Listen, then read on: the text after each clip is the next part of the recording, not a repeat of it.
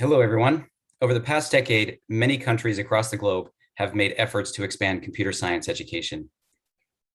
These efforts are often driven by economic interests to promote greater productivity and employment. Though we have good reason to believe all students in the 21st century can benefit from these learning opportunities, regardless of whether they go on to work in computing or technology fields. Hello, and welcome to today's discussion on expanding computer science education for a technologically advancing world. This event is hosted by Brookings' Center on Universal Education. And I'm Mike Hansen, Senior Fellow in the Brown Center on Education Policy at the Brookings Institution and the Herman and George R. Brown Chair in Education Studies. Our conversation today explores how school systems across the globe can approach the challenge of expanding computer science education for all students. Just yesterday, the Center for Universal Education at Brookings published a new report titled Building School Skills for Life: How to Expand and Improve Computer Science Education Around the World. We are pleased to hear a presentation of this report from one of the report's authors, followed by a panel discussion of invited experts who are helping to inform the implementation process of CS education in various nations. Those listening live in our virtual audience are invited to participate in today's conversation by using the hashtag ComputerScienceEDU. That's hashtag ComputerScienceEDU on Twitter, or you may submit questions via email at events, that's EVENTS, at brookings.edu. We will be monitoring both the hashtag and the inbox for questions, and we will be pulling from those questions during the Q&A portion of today's discussion. Now, before getting on to the presentation and discussion, we are pleased to hear some opening remarks from Hadi Partovi, CEO of Code.org, a nonprofit organization promoting computer science in the US and globally. Full disclosure, Code.org provides generous support to the Center for Universal Education's Leadership Council. I want to explicitly state that Brookings has a commitment to independence, and the views expressed today are those solely of the speakers. Hadi? Hi, my name is Hadi Partovi, and I'm the founder and CEO of Code.org and the creator of the global Hour of Code campaign. I couldn't be happier for today's launch. As many of you know, Code.org is an organization dedicated to expanding access to computer science in schools and increasing participation by young women and students from other underrepresented groups. Our vision is that every student in every school should have the opportunity to learn computer science. The work that the Brookings Institution is presenting today brings together for the first time a global view of the state of computer science education in formal education systems. I want to first acknowledge the leadership of Emiliana Vegas and Mike Hansen, who co-authored the report. And I want to thank the Brookings team who dived into the education systems for months to understand computer science education in each country. Their research confirms what we knew anecdotally in terms of best practices and gaps, and it sheds light on new and promising efforts as well as areas of opportunity. It is also a timely study as the COVID pandemic has forced society to rethink the learning experience. Because as we think about coming out of this pandemic, it is so clear that we need computer science to be part of the new normal. This new reality has accelerated the need to change how our children learn and what they learn.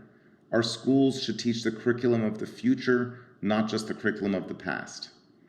In an increasingly digital world, learning computer science will help students understand better how the world works, in the same way that all of us studied biology, chemistry, or physics as foundational subjects. Since I started doing this work in 2013, we've seen so many countries embark on the journey of adopting a computer science curriculum, but there's still so much work to be done. While we can't predict what our workforce needs will be in the middle of the century, what we already know is that the workforce is changing and is continuing to do so with the rate of technological advancement. To equip all students with the creative, collaborative, and digital problem-solving skills that will allow them to succeed in the future, schools need to teach computer science as part of the core curriculum for every student. These skills aren't just crucial for technical careers in the developed world. They are valuable increasingly for every job in every economy. Unfortunately, the majority of schools still don't offer computer science. We need innovative solutions to support our students better for what lies ahead. and that means teaching students how to create technology and acquire the technical skills they will need for most jobs and in all industries. I learned that in my own personal experience. I grew up in Tehran, Iran during the Iran-Iraq War, and when my family came to the United States as an immigrant, my family was poor, I was learning a new language and a culture, but because I was really good at coding and computer science, I could start working as a summer intern at tech companies as young as 15 years old. And by the time I was 26 years old, I was starting my own company. The opportunity and path that I've had is not because of anything other than my understanding of computer science. Now, teaching computer science in schools may sound intimidating, but it is an idea that generates hope. It inspires teachers and it engages students. And even though the majority of the world's teachers don't have experience in computer science, and many of the world's schools lack connected computers, these are problems we can and should solve. As the Brookings study shows, these are problems that many developed and developing countries from various continents are establishing plans to solve, and the rest of the world should follow suit. The future of work may be uncertain, but one thing is certain. Computer science will be in greater demand than ever before, and that is why every student in every school should have an opportunity to learn it as part of their school curriculum and acquire the skills that will be key for them to succeed in the future. Thank you so much. And thank you, Hadi, for those opening remarks. We're now pleased to hear from Emiliana Vegas, Senior Fellow and Co-Director of the Center for Universal Education here at Brookings, and also one of the co-authors of the new report. A leading expert on education in developing countries, Dr. Vegas has written extensively on issues affecting education systems in Latin America and the Caribbean and other developing regions, spanning topics ranging from policies to raise teacher effectiveness, school finance, and early childhood development policies. Before joining Brookings, Vegas served as the chief of the education division at the Inter-American Development Bank, the IDB, and at various positions at the World Bank. Emiliana, the time is yours. Thank you so much, Mike. It's a pleasure to have the opportunity to present on our behalf the main findings of our study. Let me share my screen. Here we go. Okay, is that working for everyone?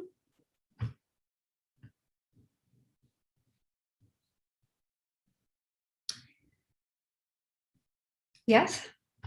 For some reason. Let's see, can everybody see it or? Okay, here we go. So our report is titled Building Skills for Life, How to Expand and Improve Computer Science Education Around the World. And I am delighted that Mike is moderating an excellent panel of people who have helped us inform this report and who have worked, as he said, in countries around the world. I'm here to present the main findings of the report. And I'll start by giving you a sense of the structure. So the first third of the report focuses on the motivation. Why expand computer science education? And we settle on three main arguments. The first is an economic argument. The second is an argument that providing and expanding access to computer science education will help reduce inequality across and within countries. And finally, that more than economics, computer science education can also provide skills that are valuable for life. A second third of the report is a review of the extent to which countries around the world have expanded computer science education in K through 12, and also an analysis of the key challenges they had faced in doing so. And based on this analysis, we selected 11 jurisdictions from different parts of the world at different levels of economic development, and all of which have attempted to expand computer science education, but are also at different stages of doing so. And so we took a deep dive and drew some key lessons from those experiences that we hope will help inform policymakers around the world. So let me start by giving you the motivation. We believe there are three main reasons why expanding computer science education today is an urgent endeavor. First, computer science education pays off. It pays off both for countries at the macro level and for individuals at the microeconomic level. Second, computer science education prepares. It promises to enhance student preparedness for the future, not just, as Mike said, and Hadi also referred to this, to prepare engineers, but in learning computer science education, individuals learn a host of skills that are valuable for almost any job in today's economy and certainly for the future. And finally, it benefits. A functional knowledge of how computers work will benefit all students in this world and in the future where computers and technology permeate every aspect of our lives. So let me start with the economic argument. So in this graph, what we did is present a correlation of the relationship in the horizontal axis of the percent of graduates from information communication technology related fields. And then in the vertical axis, the country's GDP per capita growth. And what we see is a positive trend line. That is, the greater the percentage of graduates in a country who have these skills, the greater the likelihood that that country is growing at a faster rate. At the individual level, and this is data from the United States, we also found that workers who have computer science skills have both higher employment and higher average wages than their peers who don't have it. So beyond the economic argument, as we said, we also found that there are benefits in terms of preparing and a host of other skills such as collaboration, communication, self-confidence, problem solving, creativity that individuals learn by acquiring computer science skills. But then what is the status of progress around the world in expanding computer science education? And so in this world map, what we did is look at the official documents of curricular reforms and current efforts across the world to introduce computer science education in K through 12. And what we found is that a minority of countries in dark blue have expanded to the extent that they have made mandatory computer science education in both primary and secondary schools.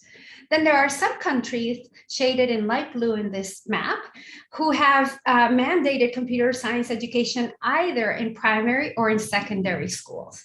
In light green, we have countries where computer science education is available as an optional subject for students to take in most districts. In yellow, it's systems where computer science education is available in some schools or in some districts, but not in all.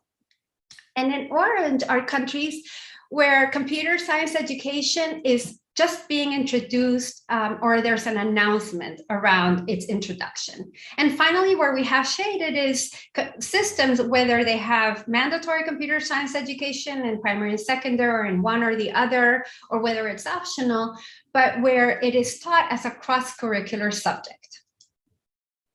So what are the key takeaways from our, let's say, landscape analysis of the extent of expansion of computer science education around the world? The first quite obvious one is that students living in higher income countries generally have better access to computer science education.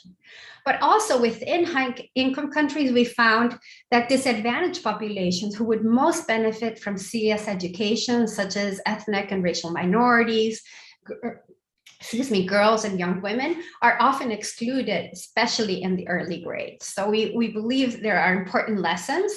And also we then explored what were some of the challenges that countries that have attempted to expand computer science education have faced. And we identified 4 key challenges.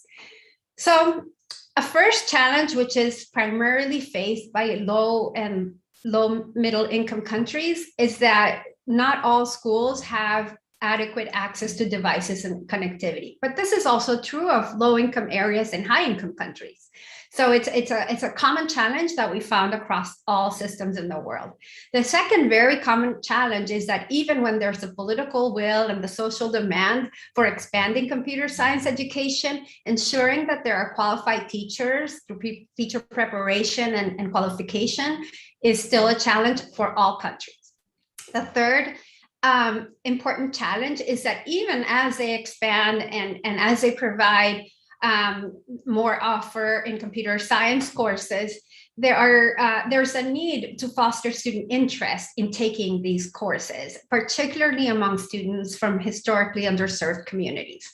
And finally, developing and using evidence on curriculum and core competencies, effective instructional methods, and assessment of computer science education skills is very important. And it's something that prevents, I think, us from better understanding what are the most effective methods and assessment. However, there has been recent research that is shedding light into these issues that we refer to in our report.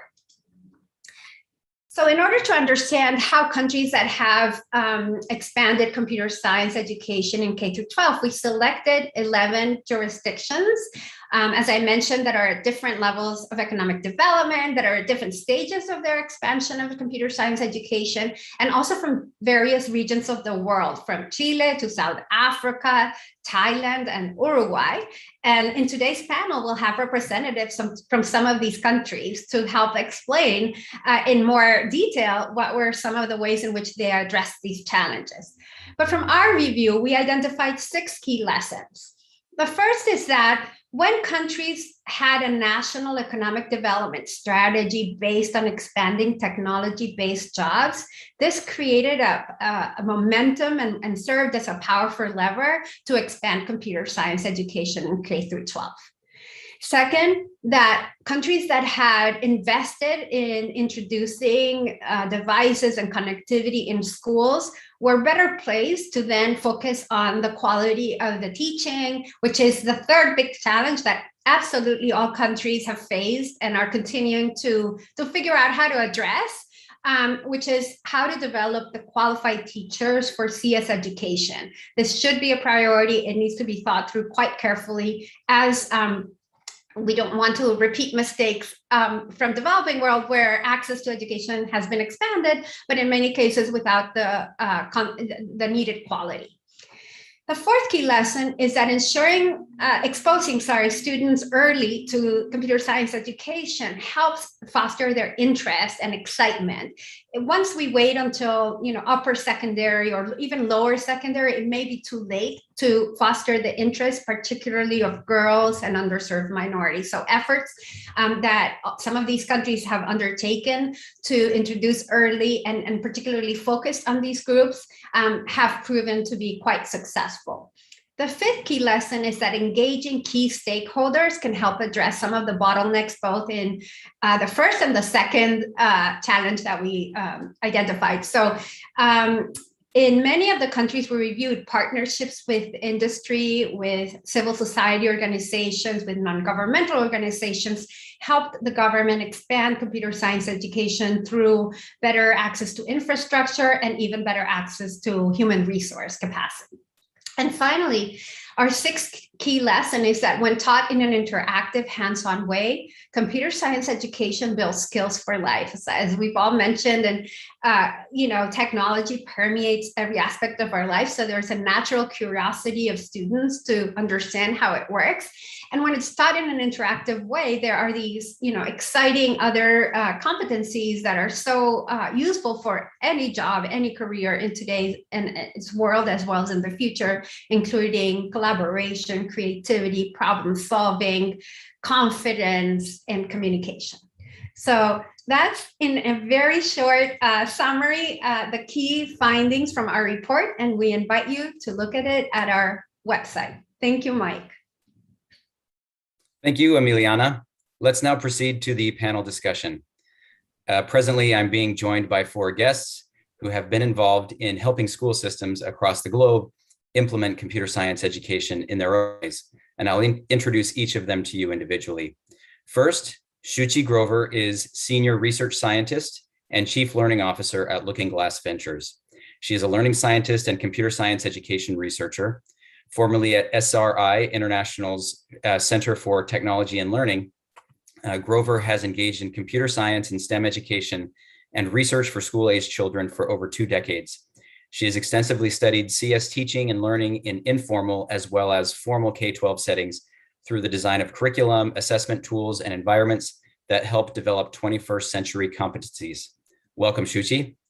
Next, we have Maria Florencia Ripani, who is the director of Fundación Ceibal. The Ceibal Foundation is an NGO committed to promoting research, innovation, and knowledge building on technology and education, which was created by Plan Ceibal, the national digital education program in Uruguay. The foundation develops and promotes research and best practice in digital education and public policy across Uruguay and Latin America. Florencia was previously the National Director of Innovation at the Ministry of Education in Argentina, where she led the integration of ICT, programming, and robotics into compulsory education. Next, we have Sue Sentence, who is Director of the Raspberry Pi Computing Education Research Center at the University of Cambridge in the UK, and she's the Chief Learning Officer for Raspberry Pi Foundation. Dr. Sentence received her PhD in artificial intelligence from Edinburgh University in 1993, and since then has worked as a secondary teacher, a teacher trainer, a university lecturer, and researcher before joining the Raspberry Pi Foundation in 2018. At the Raspberry Pi Foundation, Sue's role is to advise on teaching and learning and lead on research on computing education for young people. And our final guest is Panuakdet Suwanatat. Mr. Suwanatat, who also goes by Mok, is a researcher at King Mongkut's University of Technology, Thonburi in Thailand. He has a master's degree in computer science from the University of California, Santa Barbara, and since returning to Thailand in 2016, has been involved with the introduction and development of the computing science curriculum there. He was part of the National Curriculum Committee and has authored multiple primary school textbooks by adopting a cartoon-based approach to teaching computational thinking. He also writes for Maha Sanuk Happy Learners, a cartoon periodical that teaches essential future skills to children under the column Fun with Coding. Thank you to the four of you for joining in today's conversation. And once again, I remind those of you in the audience that you can participate in today's conversation by using hashtag ComputerScienceEDU for comments and questions, or send an email to events@brookings.edu. First, let's begin the discussion by exploring issues of curriculum. One of the lessons from the report is that though many countries are making progress to adopt CS education, we don't see a lot of convergence on exactly how to structure CS education. Some countries introduce standalone CS courses, others integrate it into other subject curricula like math or science. Some countries might prioritize early exposure while others prioritize exposure in later years. Shuchi, I'll give this question to you first.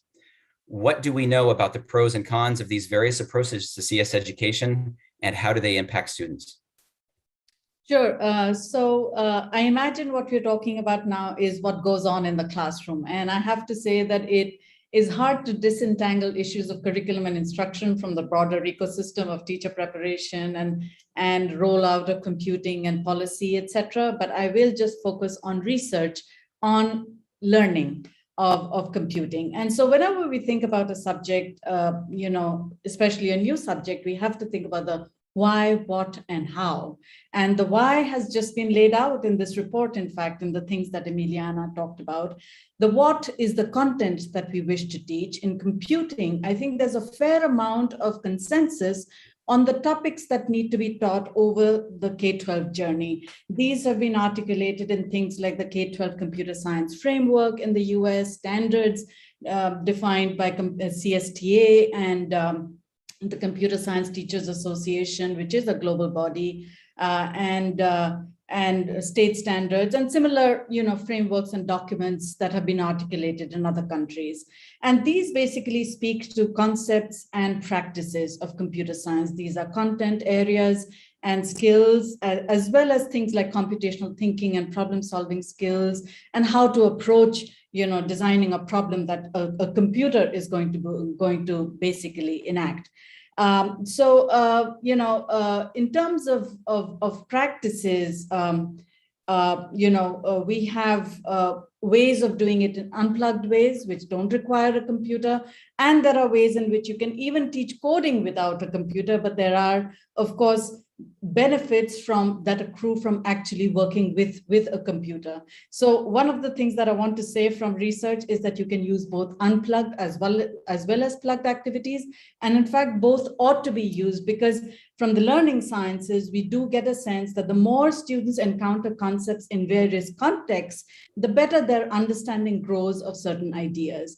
And that also connects to the idea of integrating computing into other subjects.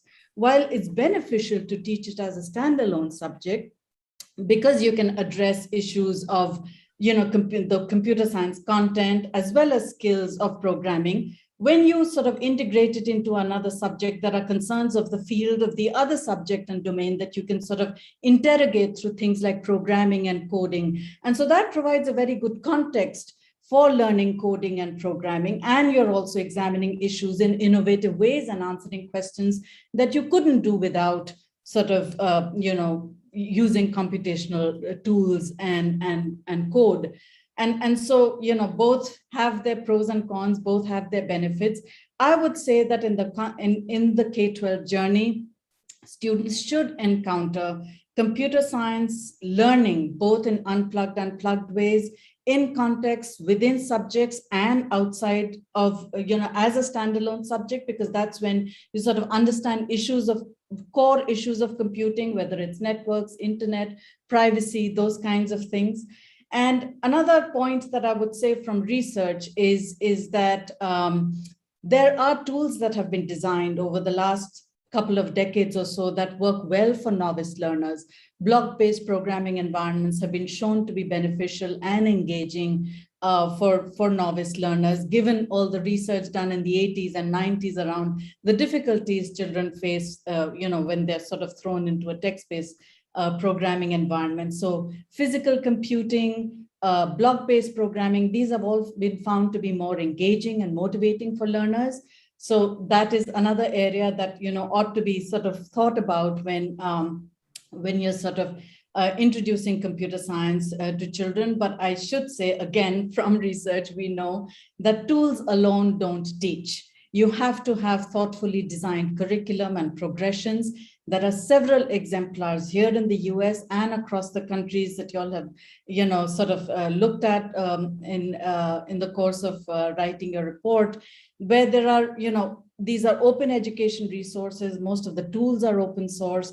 And so there's a lot that people can, people across can learn from each other. And the last point that I want to say is that research has sort of looked a lot at the how, the pedagogy of teaching computing. There are several techniques that have sort of looked at both the disciplinary aspects of computing, but also the affective aspects of learning computing, motivation, engagement, identity development. And given our concerns for equity, there are frameworks that have sort of been articulated by Kapor Center in recent months, the Raspberry Pi Foundation, that look at culturally relevant pedagogies and culturally relevant teaching practices, which basically empower learners to sort of learn computing in ways that sort of build identity, build their interest, and sort of push them to sort of question structures that have historically sort of kept them out of this important field. And so I don't want to take too much time, but I think I've covered a lot of aspects of curriculum and instruction, and I hope those are helpful. Yeah, yes, thank you, Suchi. That was a very helpful overview. Maybe let's turn to Sue quickly. Sue, so there is a lot of, as Suchi describes, a very large body of research here. Do you feel like we are converging on any set of best practices here in this space? And what are you seeing there in the UK with the Raspberry Pi Foundation? We're a little way off. So I don't know if I quite agree with Suchi that we reach a consensus of what we should be teaching. I think, but we have been starting to research, and definitely the increase of research in this area is really good to see. Through our work in England, we've been able to try things out on sort of quite a large scale, because we have the curriculum rolled out, for the whole, primary and secondary school across the country. So we are embedding, sort of research-informed pedagogies through our curriculum, and so that over time we'll be able to have a much clearer view of, what are appropriate ways and engaging ways to teach computing. I think also we need to be continually critical and not complacent. We have, there's AI and data science and all these areas, it's sort of going to be very, very important in future years to the young people leaving our schools. So we need to be continually questioning what we're teaching and whether it's relevant, and that we are really engaging with the culturally responsive, equitable approaches to teaching that Shushi mentioned. Thank you, Sue. Florencia, I'd like to direct the next question to you. Shuchi mentioned both unplugged and plugged versions of CS education. Unplugged refers to covering the skills and the concepts without necessarily using a device as an instrument of teaching. But I want to ask you, Florencia, in your experience, I know that expanding access to devices and connectivity has been a major priority for CEBAL Foundation. And why did you focus on providing that access? And would you have been able to do that just providing an unplugged version in Uruguay? Well, first of all, in Uruguay, you know that the main strategy of CEBAL Plan is it's a one-to-one program. So that means that every student from primary and lower secondary schools have access to a computerized device, together with educational resources, connectivity at every school, facilities to connect from remote facilities, and a number of pedagogical services. So in that sense, all the programs which provides a CEBAL Plan, which are related to computer science, are voluntary and mainly plugged, because all students have access to devices. So that is not necessarily a problem for Uruguay. But obviously the country faces some of the challenges that Emiliana mentioned during her presentation, such as trained teachers to deliver computational thinking, programming, and robotics classes that CEBAL Plan currently offers to state schools across Uruguay. And what CEBAL Plan has strategically implemented is a remote teaching offer, which combines the knowledge of remote teachers, very knowledgeable in computer science, with teachers who are located at schools, and they jointly lead the projects.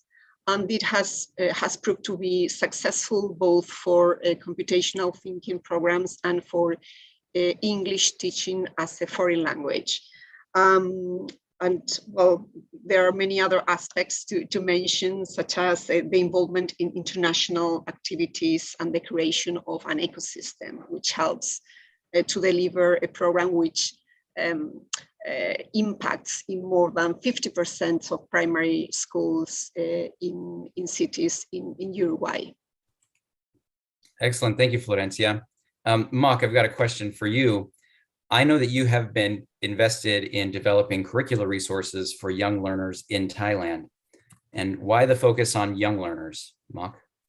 Oh, okay, so in Thailand, we roll out the curriculum starting in about 2017, right? So, and we have wrestled with some decisions on whether or not to make it mandatory for the secondary education only, or including the primary education. But I think the decision by the Ministry of Education has been correct in requiring from the primary school students from grade 1 to learn computer science, because it turns out that it's easier to make it engaging to young students when they start young, because once they have their hands on the unplugged activities, they feel like it's a game. Unlike when they learn other subjects that are like they see a lot of numbers in math or some other deep concepts in other subjects, they get turned off by the difficulty. But in computer science, it's like a new kind of activity for them that they can touch, they can feel, they can play it with their friends, they can try to make the commands, bring the robot to the destination, like using stuff that they can touch, and they can move around a board like a board game. So they feel that this subject is more like a game than a very difficult coding session. And once they have learned to have engagement and interest, like the third point that you make in the report here, student engagement and interest, it's much easier for the qualified teachers to bring them into a deeper understanding of the concepts. So we feel that that is the correct way to go. And by bringing cartoons and story into the classroom, having the students, the little kids, complete missions on behalf of the correct cartoon characters in the textbooks, they feel that they have accomplished something. They have helped their friends accomplish something, like as simple as buying some ice cream, for example. So I feel that that's the correct way to go. But of course, there are some other details that we have not decided whether what is the correct way to do it. Like, should it be a separate subject, or should it integrate with all subjects like some other countries do? We have not. We don't have like a consensus yet on what to do going forward, and we are in the process of revising the curriculum, the national curriculum, even now, and we have not decided on what to go forward. Thank you, Mark. So it sounds like from all of our panelists that we don't have a lot of consensus. There's still a lot of room for experimentation. Here's a question that from an audience member that just came in. Sabine from the IDB asks, how can social emotional skills be integrated into a CS program? Of course, this is still experimental, but incorporating social emotional learning into CS, I don't know if that's something that any of you have addressed. Maybe Shuchi, can you quickly address that one? You want to unmute yourself. Okay. So a lot of curricula have actually research projects have actually looked at socio-emotional skills. So when we're talking about socio-emotional, I guess we have to first define what it is we're talking about. If we're talking about basically affective skills affective skills like motivation and interest and learner agency, identity, and also social, the social collaboration and communication and those kinds of things. I think there is a fair amount of research that has gone into looking at things like working on collaborative projects, project-based learning, which brings in students' interests into the projects that they're doing. When you're engaging girls, for example, providing contexts that are socially and consequential and meaningful activities, or projects that sort of connect to communities and issues of social justice. So tying into students' lives, tying into students' doing projects that bring students, communities, and learners' cultures into the classroom, build and even their interests. So youth projects around social media, music, those kinds of things that children like. I think there is a lot that has been done, and especially tools like physical computing tools like Scratch, block-based programming, mobile app inventor, that programming environment for designing apps and things like that. There's a ton that can be done in a computer science classroom that really brings all of this, social emotional aspects of learning. So. Okay, thanks, Shuchi. Sue, do you want to pile in on that? I was just going to add something around confidence building. I mean, I don't know if anybody in the audience has tried to program and given up, you know, I mean, it's you know, or had programs that have failed and then they feel really rubbish. You know, we're asking children to be learning this from an early age, and this will be their experience unless we really think about pedagogy that you know, is carefully scaffolded, gradually builds on what children know already, and enables them to sort of, you know, gain that confidence. I mean, that's where some of the devices help be able to get more feedback from a physical device and that sort of thing to build your confidence. And we need teachers that are very confident, and because a teacher that can't hide the fact if they're really nervous about teaching a subject and they don't really feel on solid ground or their knowledge is fragile, then the young people pick that up. So I was just going to add to Shuti's excellent comprehensive answer those kind of aspects. Yeah, thank you. Thank you for that. Let's pivot a little bit and now focus on exploring the politics of implementing a CS program in a country or across a school system. One of the key lessons that we describe in the report is that countries at the vanguard of implementing universal CS education typically had a combination of both political leadership and an outside partnership with those in the technology sector to really push for adoption of these systems. However, there are risks from leaning too heavily on the technology sector for leadership in CS education. For example, let's go to Mock. Thailand has engaged with multiple external partners. What can be done to keep the influence of commercial companies in check to ensure that students' learning is kept as a central focus in these initiatives? Yeah, Thailand has been very lucky in that when big companies support education in coding in Thailand, we have not seen a push to lock in the technology. They move in a more collaborative manner.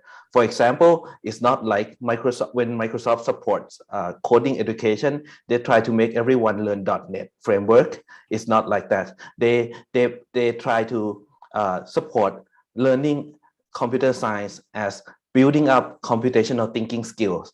And this is true for other big companies as well. So it's been great in that way. And also the telecommunication companies, many companies in Thailand have come together and help expand access to broadband internet access and ICT devices for students in Thailand, which still are one of the big challenges in some areas. But that challenges of the lack of devices has been shrinking steadily over time, because that is one problem that easy to improve, because if they lack devices, we just give them devices. And if they lack network, we just build more network. But the lack of teachers, of qualified teachers, and the continued development of teachers, that is one area that private companies alone cannot make it happen if it's not for the joint effort by various government agencies. So that's one way that and also I want to mention that the curriculum in Thailand has been developed with the explicit focus that we want to develop teaching and logical thinking skill for the students, and not for the skill to code in any particular language or technology. So it's more like a generic computational thinking skill rather than in some specific language technology. Yeah, thank you for that, Mock. So one of the questions that we noticed as we were putting this report together is that we see some areas of resistance, particularly in lower income countries, resistance to the idea of expanding universal computer science education, and the necessity of doing so when numeracy and literacy lag behind. So for example, Florencia, I'm going to ask you this question. This is an audience question that comes from Syed Ahmad from the Citizens Foundation, who asks, how can we ensure 21st century skills are learned in low-income countries where they lack electricity, equipment, and competent personnel? How can we really bridge the gap to CS education in these contexts? And is it worth it? Well, it's a good question with a complex answer, maybe. I think it's a challenge, mainly because in many aspects, there are many activities which can be unplugged, but at a certain point, it is important to access a computerized device to develop certain skills related to computer science. And that's a challenge for many countries, particularly in rural schools. There are some alternatives. Some are related to cooperation between governments and the private sector, and also working with the resources that are available. That will certainly imply certain constraints, but we have a history of big projects supported by international organizations, which are very ambitious and involve quite expensive resources and a big deployment of infrastructure and connectivity. And that tends to be a challenge because it is difficult to develop projects with equal access for all countries and all areas, and it's difficult to find a sustainable projection of these projects. So one of the possible areas would be combining unplugged teaching resources with the usage of the type of devices that are available at vulnerable families' homes, such as mobile phones, and working jointly with different organizations involving public and private cooperation in order to provide as many resources and teachers preparation as possible. But it's really complex and necessary for social mobility. Yeah, thank you. Thank you, Florencia. As a bit of a follow-up for that, I've got a bit of a pithy question that comes to us from David at MB.gov. And David asks, how do we convince the powers that be that thinking like a coder is foundational to being literate and numerate? It's a bit of a pithy question, but it sounds like David is arguing that thinking like a coder is necessary to being successful in literacy and numeracy as well. Shuchi, what do you want to weigh in on that one just briefly? Sure, absolutely. I think literacy and numeracy certainly have their place. But in today's world, computing is as foundational as literacy, as foundational a literacy as reading and writing, I think. And I think to countries, and just going back to the previous question, if you only focus on reading and writing, then your children and your countries will get left behind. That is the data. That is what the data are showing. And so you have to find ways of combining both. And in terms of thinking in today's world, thinking like a coder is as much a fundamental as foundational and understanding as reading and writing, because the world is surrounded by computing. And so if you are not able to sort of decode this digital world around you, then you are not going to be able to participate fully in the future. So thank you for that response, Shuchi. We have just a few more minutes before we go on to audience Q&A, but let's quickly pivot to questions about teacher capacity. So one of the things that we found in conducting this report is that there's a bit of a chicken and egg nature when it comes to the dilemma of training teachers. For example, if we have put CS policies in place, we could provide a real incentive to train teachers, though policymakers may hesitate in some ways to implement aggressive CS policies because the current labor capacity is low. Are there any suggestions on how we can break through this stalemate? Sue, what is the experience that you've seen in the UK? Yes, we've had experience of this because we put in the curriculum in 2014 across the board and sort of trained teachers as we went. We had got some pre-service teacher education before the curriculum change in ICT and computer science. So we had the kind of the teachers being trained to go in, but there was a large body of teachers in England who didn't have the, who didn't have the computer science subject knowledge for part of the computing curriculum that we were introducing. So the government has funded teacher education, as you've written in your report, some at the beginning and then increasing.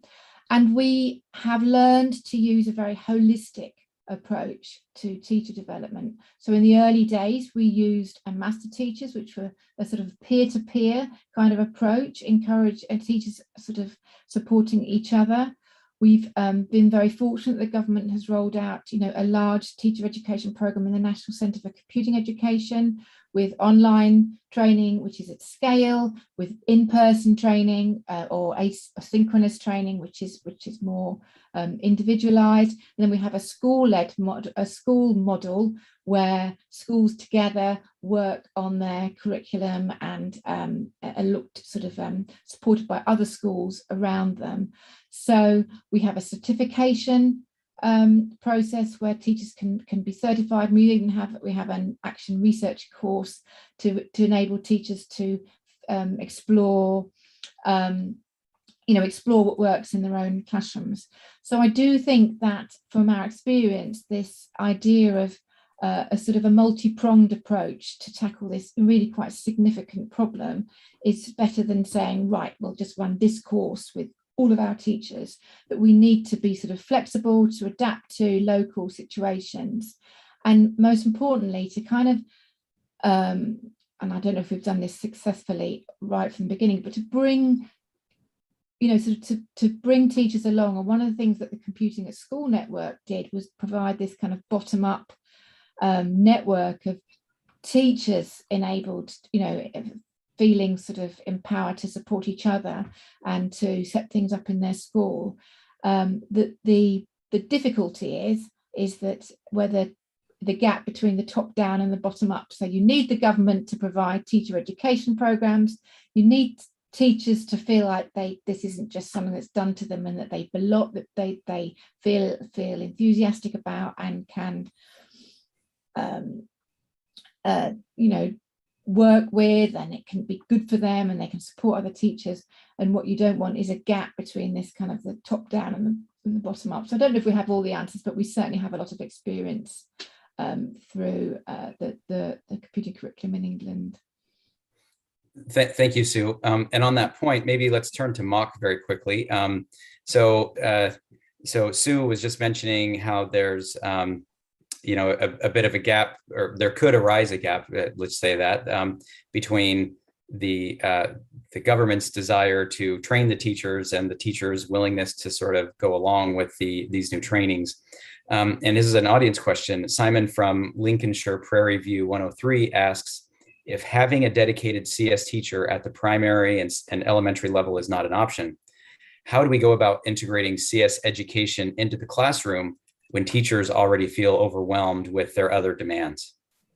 Okay, so thank you for the question. So in Thailand, we have trained both the specific CS teachers in school and also teachers who normally teach in other subjects such as general science and mathematics to teach computing science as well. And we learned from that program that teachers who teach other subjects and come to the training have a wider variety of tools to integrate computer science teaching into their own subjects, such as like a STEM projects or mathematics concept, teaching together with computer science concept. So that becomes a boon to them because they make the projects and the homework in their classroom more fun and more engaging when we have like a computational thinking element in it.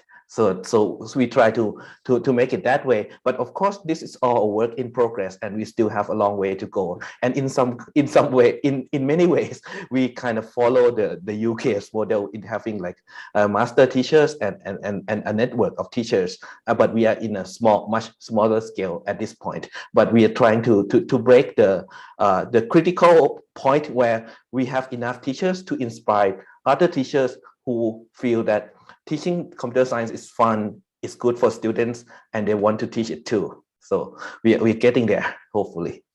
Okay, thank you.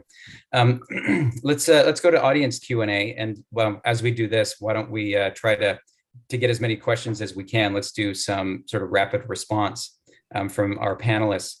Let me first go to you, Florencia. Christian from Roland Hall asks, how can we help create tech career pathways out of high school for underserved students?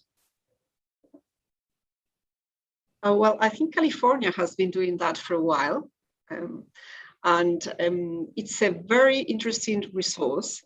And I think there's room for the curriculum in many countries to implement this, because there are some subjects which are compatible with career path. And the experiences that I know and I have explored involved the private sector participation. For example, video game companies who help teachers to deliver video game courses about video game production. And that gives tools for for the development of specific skills which are related to students' expectations and also needed for life and work and are very relevant for their future. So I think one of the key points is to understand how this could be implemented in the national or local curriculums to create the necessary partnerships with those who know about those skills, and also to give options to students so they can choose something that they really like and that they really feel committed to, and they can experience a very interesting journey in their learning experience. Okay, thanks, Florencia. We have a question from Juliet on Twitter who comments, I'm noticing a lot of conflation between coding and having computer science skills. But is there a difference between the two? Maybe Sue, can you address that? There certainly is. Yes, and that is one of the problems that we've had in the media, that the two get conflated. But even programming and coding, I think, are different things. So my answer to this one is the difference between coding and programming is that programming is the sort of taking of a problem, designing a solution, and then when you've got your solution and you've got an algorithm and then you put it into code, that's coding. So that's the difference between coding and programming. Programming is only one aspect of computer science, so no, we can't conflate the two, but people do because the language is a little bit blurry in our field. Okay, thank you. And thank you. Here's a question from Jane that came in. I'll maybe direct this one to you, Shuchi. How important is computer science education research to the CS education agenda? And what should we be doing to develop a pipeline of researchers? I think that this is a great question. I think universities and academia, computer science departments need to be sort of addressing this. I think industry and policymakers and research, grant funding institutions like the National Science Foundation have been sort of developing this field around computer science education. But again, if computer science departments don't recognize this, it will be difficult. It is something that I think the field is sort of grappling with because unless we know how to teach computer science well, it will always sort of suffer from as a bona fide subject to be taught. And I think, again, it becomes a collective effort. It's an ecosystem that has brought computer science into classrooms. I think it will be the broader ecosystems, industry, academia, grant, policy making bodies and grant funding institutions that have to sort of make this possible. I certainly sort of am behind this as computer science education researchers ourselves. We I think Sue has actually been involved in doing a fair amount of work in the UK around sort of rallying, the government and other bodies to sort of create these, create an ecosystem for research. In the US, of course, the National Science Foundation has funded a lot of the work around computer science education, but CS education as a field itself of study has to be given a little more priority, I think, by computer science departments. So. Yeah, thank you. Thank you for that, Shuchi. Now, as